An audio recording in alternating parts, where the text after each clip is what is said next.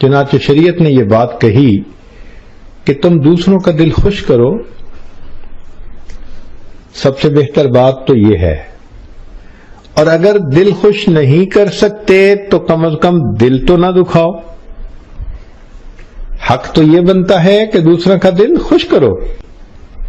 اور اگر یہ توفیق نہیں تو کم از کم دوسروں کا دل دکھاؤ تو نہیں. شریعت نے کہا کہ تم دوسروں کی تعریف کرو. اور اگر یہ توفیق نہیں تو کم از کم دوسروں کی بدتعریفی تو نہ کرو. شریعت نے کہا کہ دوسروں کا دل خوش کرو. اگر نہ کر سکو تو کم از کم دل آزاری تو نہ کرو. یہ جو ہے نا دل کو دکھ پہنچانا اللہ تعالیٰ کو بہت ناپسند ہے. چنانچہ ایک بات یاد کر لیں کہ بیماریوں میں سے سب سے بری دل کی بیماری. بیماریوں میں سے سب سے بری دل کی بیماری. اور دل کی بیماریوں میں سے سب سے بری دل آزاری ہوتی ہے کہ انسان دوسروں کا دل دکھائے. اس لیے شریعت نے کہا کہ دوسروں کی غیبت کرنا کبیرہ گناہ ہے. یہاں تک حدیث پاک میں فرمایا کہ الغیبت اشد من الزنا، کہ غیبت زنا سے بھی زیادہ بڑا جرم ہے. کیوں؟ کہ دوسرے بندے کا دل دکھتا ہے. اس لیے جو بندہ دوسروں کا دل دکھائے جہنم میں اس کے لیے پنشمنٹ کی جگہ الگ بنی ہوئی ہوگی. عام لوگوں کو جو پنشمنٹ ملتی ہے اس کو اس سے الگ دی جائے گی. قرآن مجید میں اللہ تعالیٰ فرماتے ہیں وَيْلٌ لِكُلِّ ہُمَزَةٍ لُمَزَةٍ، ویل ہے، بربادی ہے اس بندے کے لیے جو عیب جو ہو اور عیب گو ہو. یہ دو الگ الگ بیماریاں ہیں. بعض لوگوں کو عیب ڈھونڈنے کی بیماری ہوتی ہے. وہ ہر ایک میں عیب ڈھونڈتے پھرتے ہیں. اس میں یہ ہے، اس میں یہ ہے، اس میں یہ ہے، اس میں یہ ہے. تو عیب کا ڈھونڈنا اور تلاش کرنا یہ الگ بیماری. اور بعض لوگوں کی عادت ہے کہ ان کو کسی کا عیب پتہ چل جائے تو وہ سب میں پھیلا دیتے ہیں. یہ الگ بیماری. تو پہلے کو کہیں گے عیب جو، عیب کی تلاش کرنے والا، اور دوسرے کو کہیں گے عیب گو، عیب کو آگے بتانے والا. اور بعض لوگوں میں دونوں بیماریاں ہوتی ہیں. عیب جو بھی ہوتے ہیں، عیب گو بھی ہوتے ہیں. تو شریعت نے دونوں کا تذکرہ کیا کہ ان دونوں کے لیے ویل. علماء نے لکھا کہ جہنم میں ایک الگ سیکشن ہے، اس کا نام ویل ہوگا. وہاں پر ان لوگوں کو بھیجا جائے گا پنشمنٹ کے لیے. جیسا گناہ ویسی پنشمنٹ. اب دنیا میں یہ گناہ کیا کرتے تھے کہ لوگوں کا دل دکھاتے تھے، تو جہنم میں ان کی پنشمنٹ بھی ویسی. فرمایا وَيْلٌ لِكُلِّ ہُمَزَةٍ لُمَزَةٍ، بربادی ہے، ویل ہے اس بندے کے لیے جو عیب جو ہو اور عیب گو ہو.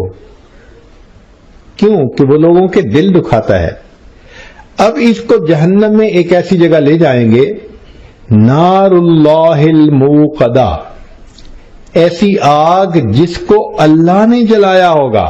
تو اس بندے کو وہاں جا کر آگ کے ستون کے ساتھ باندھ دیا جائے گا.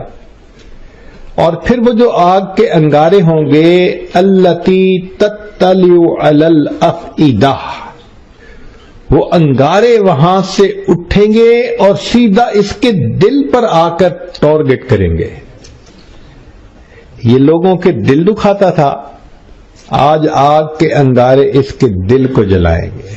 تم دوسروں کے دل جلاتے تھے، آج تمہارا اپنا دل جل رہا ہوگا. تو جیسے دنیا کے اندر ایسے اوزار ہیں کہ ان کے اندر پروگرام کر دیں تو وہ ٹارگٹ پہ جا کے لگتے ہیں، تو اللہ تعالیٰ کی وہ جلائی ہوئی آگ بھی ایسے ہوگی کہ سیدھا اس بندے کے دل پر جا کر لگے گی.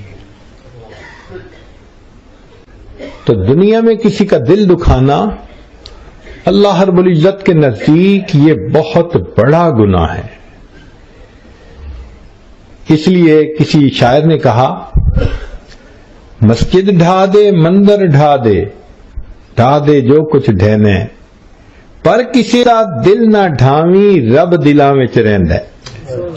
مسجد ڈھا دو، گرا دو یا مندر گرا دو، جو گراتے ہو گرا دو، مگر کسی کا دل نہ دکھانا، اس لیے کہ دل کے اندر تو اللہ رہتے ہیں.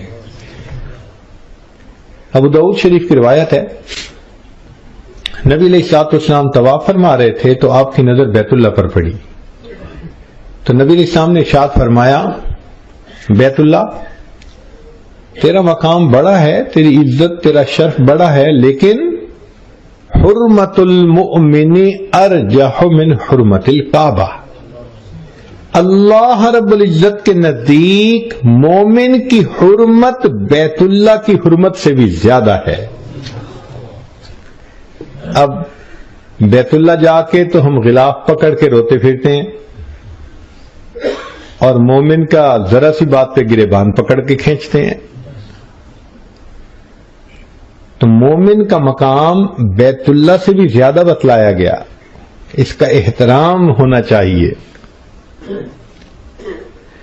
نبی علیہ الصلوۃ والسلام کتنا خیال کرتے تھے کہ میری طرف سے کسی بندے کو کوئی تکلیف نہ پہنچے. حدیث مبارکہ ہے کہ سیدہ صدیقہ رضی اللہ عنہا فرماتی ہیں کہ جب میں سوئی ہوتی تھی اور نبی علیہ الصلوۃ والسلام نے تہجد کے لیے اٹھنا ہوتا تھا تو اتنا آہستہ سے چپکے سے اٹھتے تھے کہ مجھے اٹھنے کا پتہ بھی نہیں چلتا تھا. ایک دفعہ میری آنکھ کھلی تو میں نے دیکھا کہ اللہ کے نبی صلی اللہ علیہ وسلم ننگے پاؤں چل رہے ہیں. تو میں نے پوچھا، اے اللہ کے حبیب صلی اللہ علیہ وسلم آپ نے جوتے کیوں نہیں پہنے؟ فرمایا، عائشہ تم سوئی ہوئی تھی، میں نے جوتے نہیں پہنے کہ جوتوں کی آہٹ سے تمہاری نیند نہ کھل جائے. اتنا خیال اپنے گھر والوں کا. سوچئے اللہ کے حبیب صلی اللہ علیہ وسلم کتنا خیال فرماتے تھے کہ دوسرے کو تکلیف نہ پہنچے.